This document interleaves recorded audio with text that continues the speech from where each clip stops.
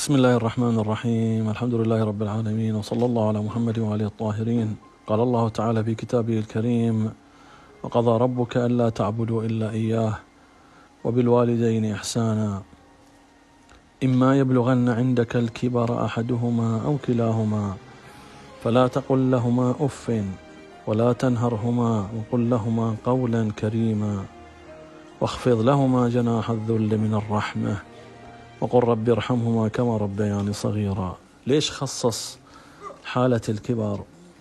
لأن الإنسان عندما يكبر واقعا تكون حالته بعد يكون ضعف جسمه، يكون عنده حالة الاحتياج، ومن نعمره ننكسه في الخلق. وعادة الإنسان يمكن يتأفف من الكبير لكثرة طلباته، لأنه يصبح بعد مثل العالة على أهله.